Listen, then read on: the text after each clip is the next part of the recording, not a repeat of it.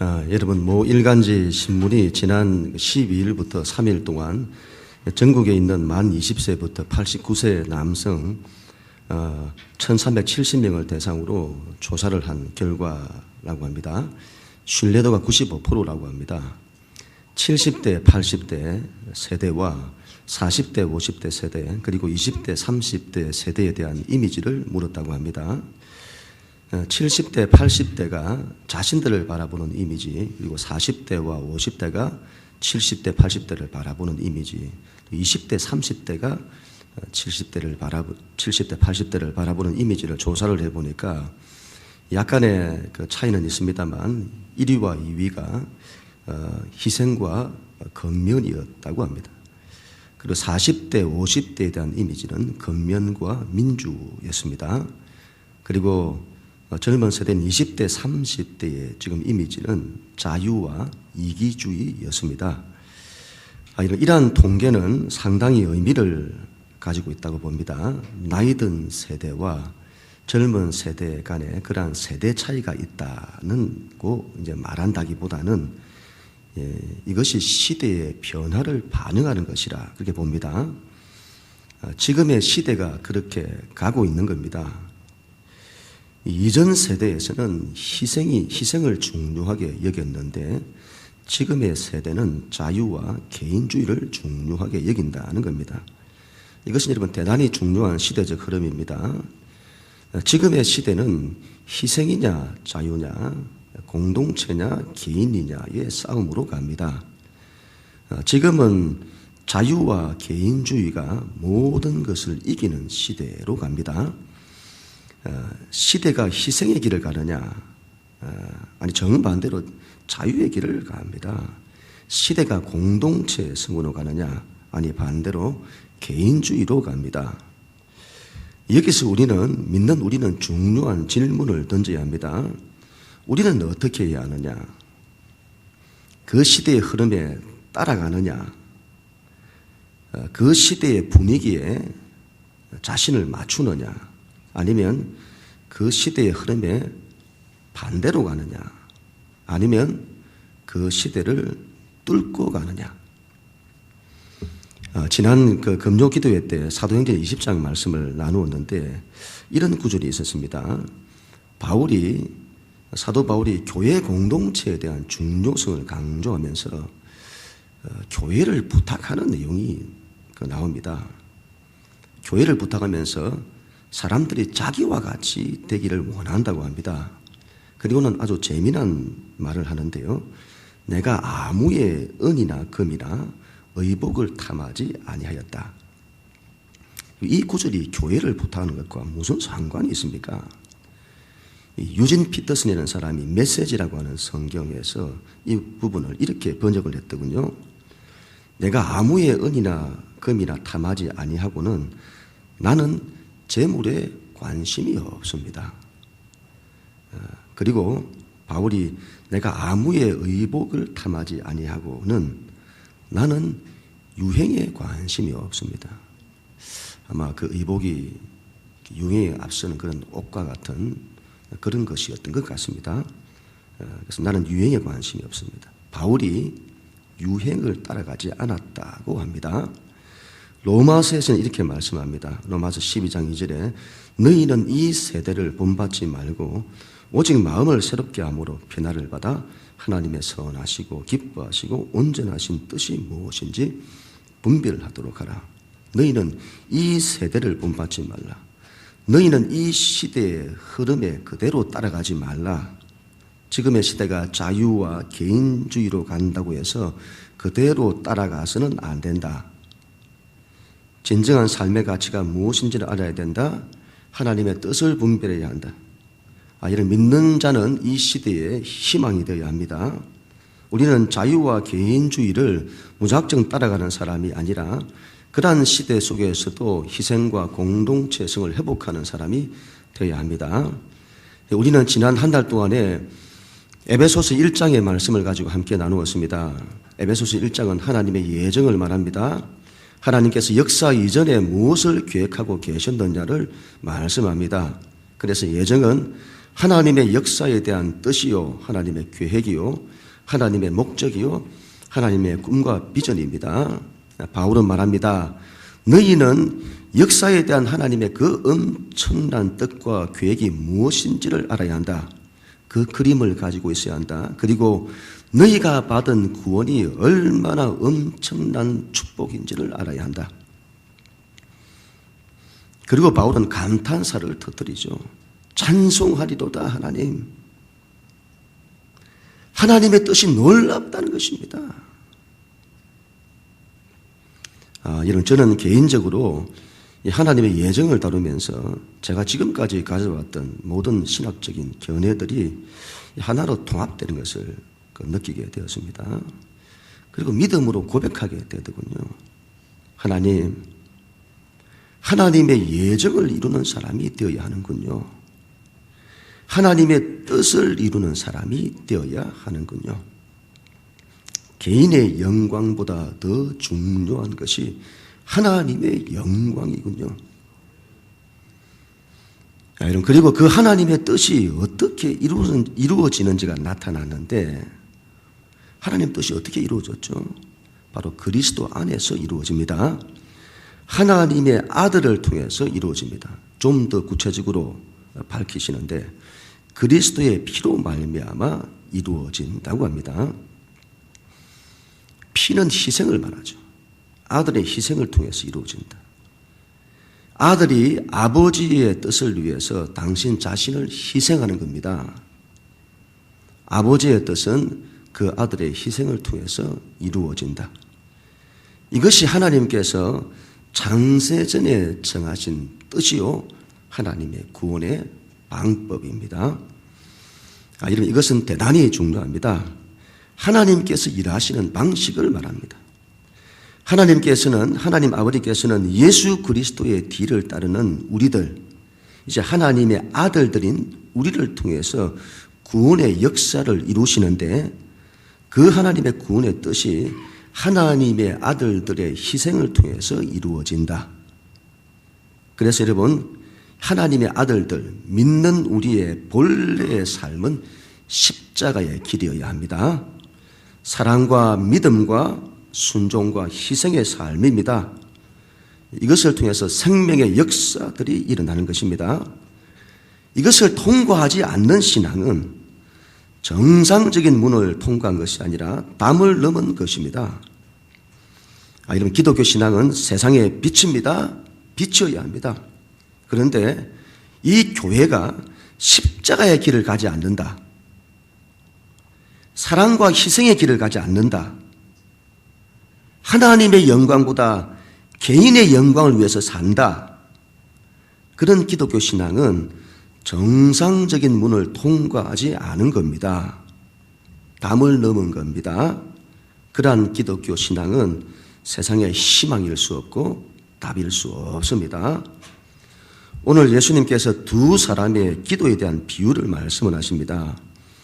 한 사람은 바리새인이고 한 사람은 세리입니다.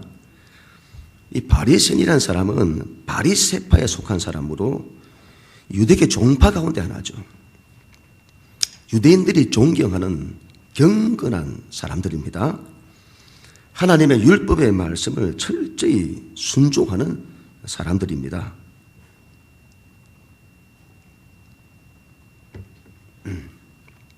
이 반대로 세리는 유대인들이 가장 경멸하는 사람입니다. 이 세리는 유대인이면서 로마에 충성을 하여 백성들의 세금을 짜내는 역할을 했습니다. 매국노와 같은 사람이죠. 이 두 사람이 각각 하나님의 성전에 나와서 기도를 합니다.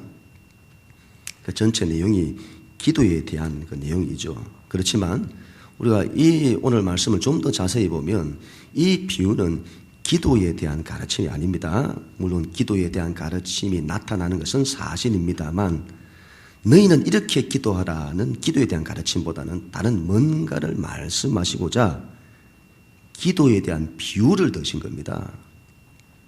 사건의 발단은 이렇습니다. 9절에 또 자기를 의롭다고 믿고 다른 사람을 멸시하는 자들에게 이 비유로 말씀을 하셨다.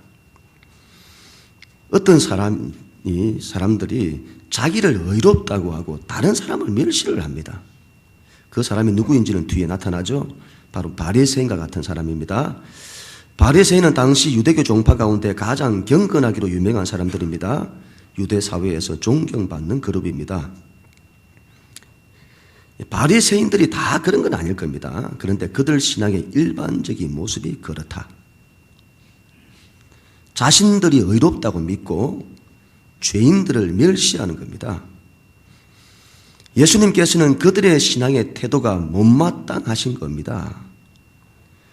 그들은 자신들의 신앙이 잘못되었는데 그것이 잘못되었다는 것을 알지를 못합니다.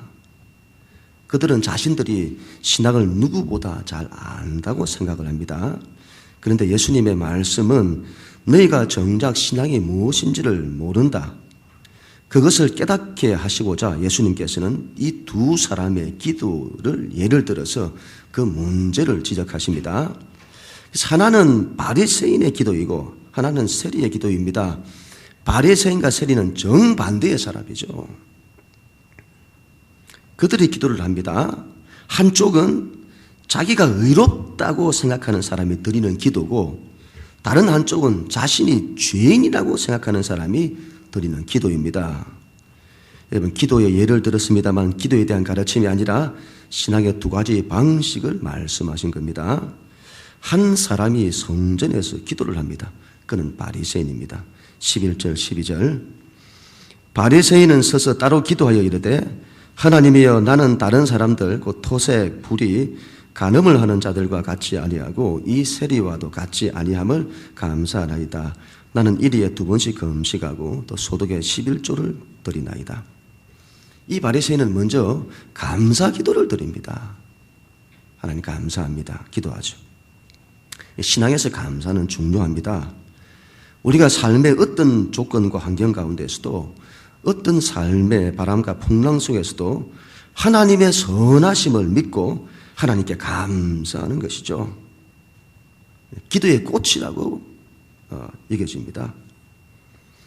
보통의 사람들은 그런 환경 속에서 신음소리를 내죠. 불평이 나옵니다. 그런데 감사를 드리는 겁니다. 하나님 감사합니다. 그런 고백을 하나님께서 얼마나 기뻐하실까요? 우리는 그런 사람이 되어야 합니다. 바리새인도 감사 기도를 먼저 드리죠. 이렇게 기도를 합니다. 하나님 감사합니다. 내가 저들과 같지 않음을 감사합니다. 불의한 자들, 불법한 자들과 같지 않음을 감사합니다. 간음하는 자들과 같지 않음을 감사합니다. 세리와 같지 않음을 감사합니다. 이런 기도는 좋은 기도가 아닐까요? 바리새인은 또 이렇게 기도를 합니다. 나는 일회에 2번씩 금식을 하고 소득의 11조를 드립니다. 이건 대단한 신앙 아닐까요? 어떻게 일주일에 2번씩 금식을 합니까? 유대인들은 율법에 의하면 대속죄일에 의무적으로 금식을 합니다. 그런데 일주일에 2번씩이나 금식을 하는 겁니다. 또 이들의 금식의 특징은 물도 마시지 않습니다. 여러분 1년에 한 번 하기도 힘든 금식을 우리가 평소에 한 끼 굶는 것은 잘하죠. 한 끼 굶는 것은 너무 잘합니다. 아침 그러시는 분도 많고 한 끼 굶는 건 잘합니다. 근데 여러분 금식을 한다고 여러분 한 끼를 굶어보세요. 얼마나 힘이 드는지요. 그날따라 배가 왜 그리 고픈지요. 그날따라 힘이 얼마나 없는지요. 밥심으로 산다고 밥을 안 먹으니까 힘이 없는 겁니다. 여러분 그런 금식을 일주일에 2번씩이나 하다니요. 그 정도면 신앙이 대단한 것 아닐까요? 소득의 11조를 드립니다. 그것도 철저히 드리죠. 신앙이 좋은 것 아닐까요? 이 바리새인들이 유대 사회로부터 존경을 받는 것은 당연한 것 아닐까요? 그들은 죄인들과 다릅니다. 그들은 경건한 자들입니다. 그런 바리새인이 드리는 기도는 좋은 기도가 아닐까요? 하나님께서는 이런 사람의 기도를 들으셔야 하는 것 아닐까요? 또 다른 한 사람이 성전에서 기도를 합니다. 그는 세리입니다. 13절. 세리는 멀리 서서 감히 눈을 들어 하늘을 쳐다보지도 못하고 다만 가슴을 치며 이르되 하나님이여 불쌍히 여기소서 나는 죄인이로소이다. 세리는 당시 유대 사회로부터 죄인 취급을 받았습니다. 그냥 죄인 정도가 아니라 동족의 피를 빨아먹는 매국노 취급을 받았습니다. 그런데 그런 사람이 성전에 나왔습니다. 이런 어떻게 감히 그런 사람이 성전에 나올 수 있습니까? 그런 사람은 성전에 발을 들여놓지 못하도록 해야 하는 것이죠. 감히 죄 있는 모습으로 부정한 모습으로 성전에 들어오다니요. 부정탈 일입니다. 세리도 자신을 그렇게 여겼던 것 같습니다. 자기 같은 사람은 성전에 가까이 나아가면 안 되는 것이죠. 자신은 죄인입니다. 그래서 성경은 이렇게 말하죠. 세리는 멀리 서서, 그는 멀리 서 있습니다. 그는 하나님 앞에 가까이 가지를 못합니다. 자신이 죄인이기 때문이죠. 그런데 하나님께 나아가고 싶습니다. 하나님 가까이 가고 싶습니다. 하나님 앞에 마음을 쏟아놓고 싶습니다. 그런데 하나님께서 죄인된 자신을 받아주실지 모르겠습니다. 사람들의 시선이 두렵습니다. 여기가 어디라고 감히 너 같은 사람이 성전에 나오느냐? 사람들이 그렇게 말할지 모르겠습니다. 그는 멀리 서 있습니다. 그는 감히 눈을 들어 하늘을 쳐다보지도 못하고 있습니다. 그리고 자기의 가슴을 치며 기도합니다. 이런 성전에 나오는 유대인들은 하늘에 계신 하나님을 향하여 눈을 뜹니다. 그리고 기도를 하죠. 그리고 그 하나님을 향하여 두 손을 듭니다. 그리고 기도를 하죠. 유대인들의 기도 방식이죠. 하나님을 향하여 눈을 들어 두 손을 들고 기도를 하는 겁니다. 우리 두 손 들고 이렇게 찬양하고 기도하는 거 여러분 이상하게 생각하시면 안 됩니다. 사람들 여러분 눈치 보지 마세요. 옛날부터 그렇게 기도해 왔습니다. 유대인들은. 그런데 이 세리는 하늘을 보지도 못하고 있습니다. 하나님께 두 손을 들지를 못합니다. 죄인이기 때문에. 그는 하나님께 두 손을 들어야 할 그 손으로 자기 가슴을 칩니다. 그리고는 회개의 기도를 드리죠. 하나님, 저를 불쌍히 여겨 주옵소서. 하나님, 저는 죄인입니다. 하나님, 저는 죄인입니다. 저의 죄를 용서해 주십시오. 저의 못남을 용서하소서. 이런 세리의 이 마음이 이해가 가죠. 이해가 갑니다만 그래도 그는 죄인이 아닙니까? 이런 사람의 기도를 하나님이 들어주셔야 할까요? 이 문제에 대해서 예수님께서는 어떻게 생각을 하실까요? 14절. 내가 너희에게 이르노니 이에 저 바리새인이 아니고 이 사람이 의롭다 하심을 받고 그의 집으로 내려간다니라. 예수님께서는 바리새인이 아니라 이 세리의 기도에 손을 들어 주십니다. 바리새인이 아니고 이 사람이 의롭다 하심을 받고 그의 집으로 내려간다니라.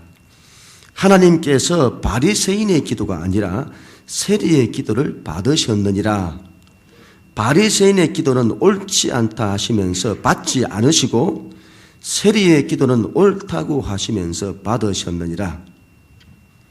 여러분, 우리는 이 사건에 대해서 너무도 잘 알고 있기 때문에 당연하다고 생각할지 모르겠습니다만은 이 문제는 그렇게 간단치가 않습니다. 예수님의 이러한 평가는 당시 유대 사회에서는 있을 수 없는 일입니다. 도저히 이해할 수 없는 말씀입니다. 하나님께서 의인의 기도를 들으셔야지 어떻게 죄인의 기도를 듣는다는 말씀입니까? 아마 예수님의 말씀에 반대하고 난리가 났을 겁니다. 유대인들이 가장 싫어하는 사람 중 하나가 세리가 아닙니까? 죄인들의 대표가 바로 장기들과 세리들입니다. 어떻게 비유를 드셔도 그런 비유를 드십니까? 비교를 해도 비교할 걸 비교를 해야죠. 어떻게 바리새인과 세리를 비교합니까? 그리고 하나님께서 바리새인이 아니라 세리의 기도를 받으신다니요. 유대 사회가 들고 일어날 일입니다. 뭐가 문제일까요? 바리새인은 경건한 사람이고 그의 기도는 하나님께서 반드시 들으셔야 하는 것 아닐까요? 그의 기도는 좋은 기도가 아닐까요? 바리새인은 정직하게 행했고 그의 삶은 헌신적이었습니다. 그런데 뭐가 문제일까요? 예수님은 그런 바리새인의 신앙에서 뭐가 못마땅하신 것일까요? 이런 혹시 우리 예수님 사람에 대해서 부정적인 생각을,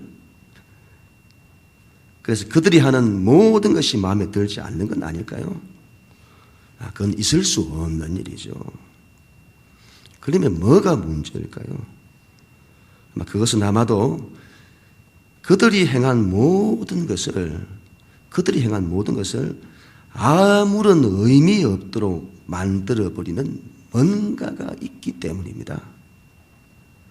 신앙에서 중요한 뭔가가 있는 거죠. 그걸 잃은 거죠.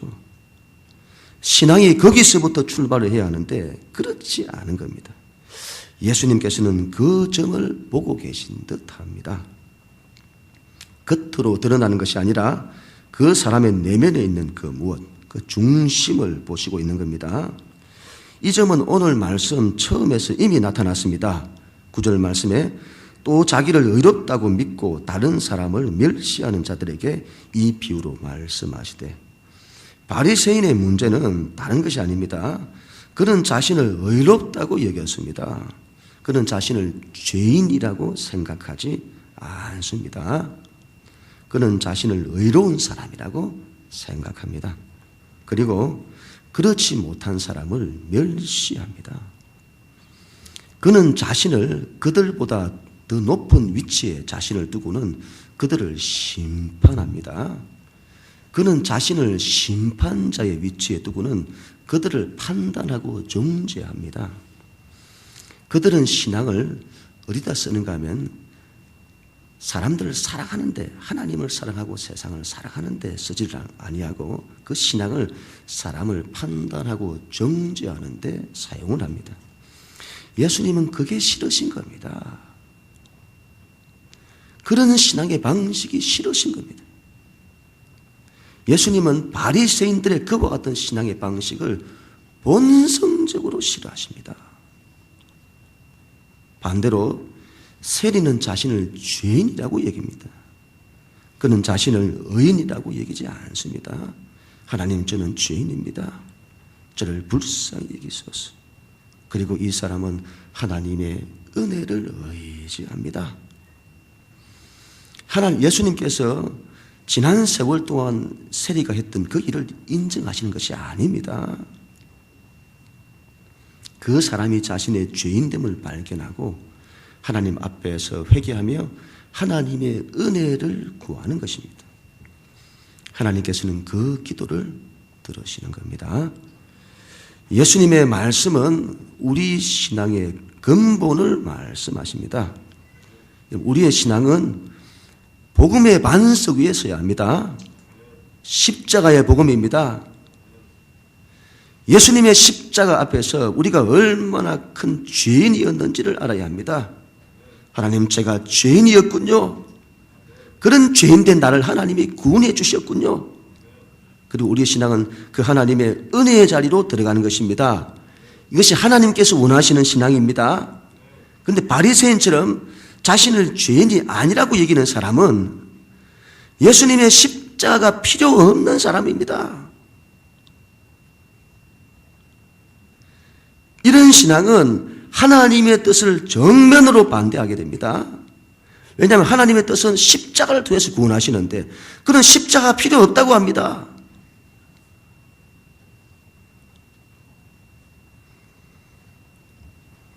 이런 기독교 신앙에서 우리가 내가 죄인이군요 하는 것을 아는 것은 대단히 중요합니다. 이것이 없이는 하나님의 은혜의 자리로 들어가지 못합니다.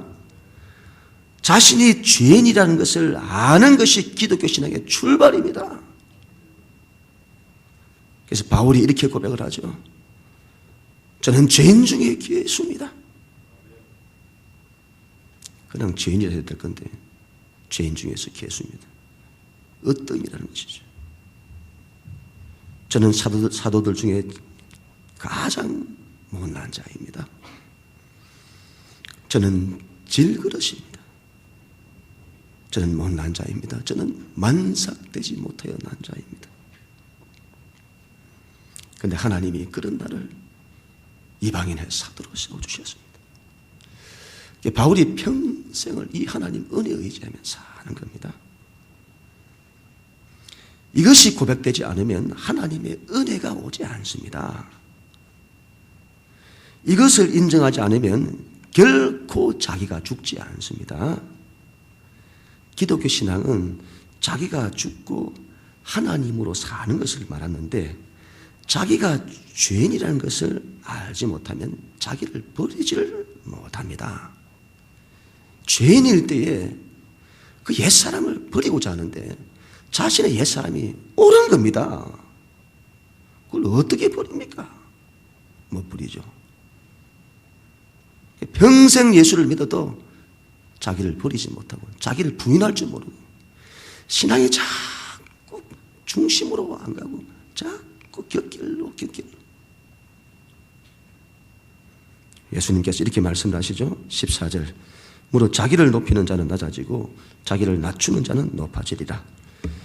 예수님의 비유의 말씀은 기도에 대한 내용이지만 기도를 가르치시고자 하시는 내용이 아니라는 것을 기억해야 합니다. 신학의 방식을 말씀합니다. 바리새인이 자신을 의롭다고 믿고 다른 사람을 멸시하는 데서 이 비유가 나왔다는 것을 기억을 해야 합니다. 이 비유의 핵심은요, 자기를 낮추라는 말씀입니다. 바리새인처럼 높은 곳에 마음을 두지 말고 세리처럼 낮은 곳에 마음을 두라. 어린아이와 같은 마음을 두라. 우리 자부님과 같은 그런 마음이어야 하는 것입니다. 하나님의 은혜와 사랑은 낮은 것으로 임합니다. 우리가 낮은 곳에 마음을 두면 하나님의 마음이 임합니다. 하나님의 사랑이 임하고 하나님의 은혜가 임합니다. 하나님께 순종하고자 합니다. 사람을 사랑으로 대하게 됩니다. 사람을 품습니다. 사람을 섬기려고 합니다. 그 사람을 위해서 희생하려고 합니다. 반대로 우리가 높은 곳에 마음을 두면 하나님의 마음이 임하지를 않습니다. 하나님의 사랑이 임하지 않고 하나님의 은혜가 임하지 않습니다. 하나님께 대한 순종보다는 자기 뜻이 더 일어납니다. 사람을 사랑으로 대하지 않습니다. 판단하고 정죄합니다.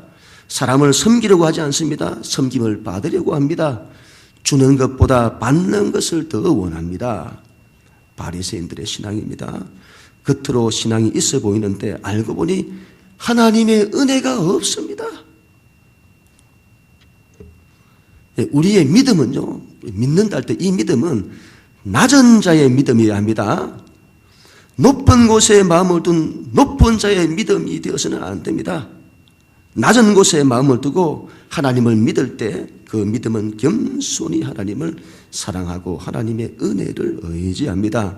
그런데 높은 곳에 마음을 두면 그 믿음이 자꾸 자기를 증명하려고 하고 자기 힘을 나타내려고 합니다. 자기의 뜻을 이루려고 합니다. 자기의 옳은 것으로 사람을 판단하고 정죄합니다. 우리의 감사가 중요하죠. 그런데 우리의 감사도 낮은 자의 감사가 되어야 합니다. 하나님 감사합니다. 그러한 낮은 자의 감사. 바리새인처럼 자기를 증명하는 높은 자의 감사가 되어서는 안 됩니다. 우리의 기도도 낮은 자의 기도여야 합니다. 낮은 곳에서 하나님을 사랑하고 하나님을 고백하고 하나님의 뜻을 구하고 하나님으로부터 오는 하나님의 은혜를 구하는 기도여야 합니다. 하나님께서는 자기가 의롭다고 하는 여기는 자, 자기가 옳다고 여기는 자, 높은 곳에서 다른 사람을 판단하고 정죄하는 사람들을 거부하신다는 것을 기억해야 합니다. 하나님은 본성적으로 그런 신앙을 싫어하십니다. 반대로 하나님께서는 그 사람이 어떤 절망과 아픔 가운데 있다 할지라도, 그가 희망이 보이지 않는 죄인이라 할지라도 그 사람이 낮은 곳에서 하나님께 엎드려 하나님의 은혜를 구할 때 그런 신앙을 받으신다는 것을 기억해야 합니다. 제가 이런 주중에 책을 한 권 구입을 했습니다. 우리 전도사님이 하시는 작은 도서관 대출 목록에 포함을 시켰습니다. 요즘 한참 인기가 있죠. 인기가 있는 재정에 대한 성경적 원칙을 말하고 있는 책입니다. 믿는 자들이 돈을 섬기는 겁니다. 이런 돈은 섬기는 것이 아닙니다. 돈은 다스리는 것입니다. 돈을 다스려야 하는데 돈을 섬기는 겁니다. 책의 주제는 다른 것이 아니죠. 너희의 삶의 주인을 바꾸라. 주인을 바꾸는 겁니다. 돈을 주인으로 삼느냐, 하나님을 주인으로 삼느냐. 삶의 주인 바꾸기.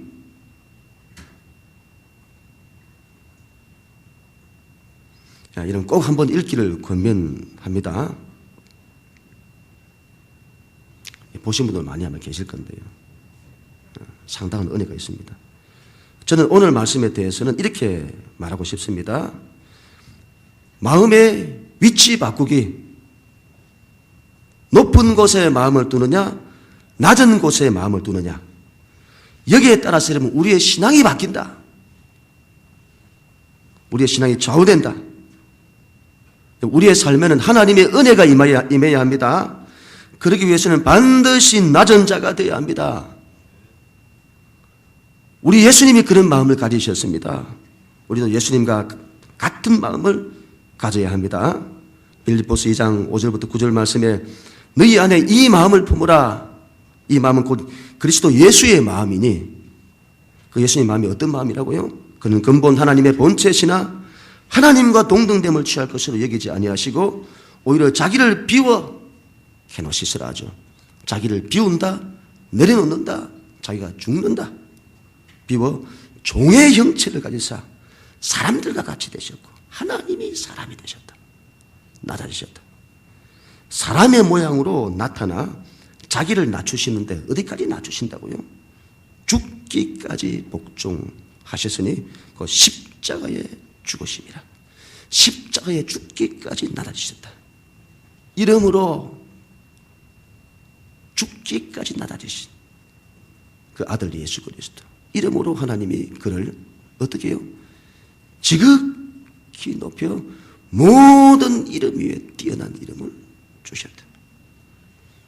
그래서 모든 이름이, 모든 권세가 이 이름 앞에 무릎 꿇게 하셨다. 하나님이 높이시는 겁니다. 우리는 자기를 낮추고 하나님이 우리를 높이시는 사람이 되어야 합니다. 예수님께서는 본성적으로 높은 곳에 마음을 안 두십니다. 늘 낮은 곳에 마음을 두십니다. 우리보다 낮은 곳에서 우리를 섬기시는 예수님. 그런 예수님에게 우리 하나님의 말할 수 없는 사랑과 은혜의 능력과 축복이 마음껏 흘러가는 겁니다. 그리고 하나님 아버지의 역사를 아들이 감당하시는 것이죠. 우리도 그래야 합니다. 이 시대에 기독교가 희망이 되기 위해서는 반드시 우리가 낮은 곳에서 서로를 사랑하고 서로를 섬기고 서로를 품고 희생하고 순종해야 합니다. 하나님께서는 그런 우리를 통해서 당신의 생명의 역사를 나타내실 것입니다. 그런 우리를 높이실 것입니다. 그런 우리 모두가 다 될 수 있기를 주님의 이름으로 간절히 축원합니다.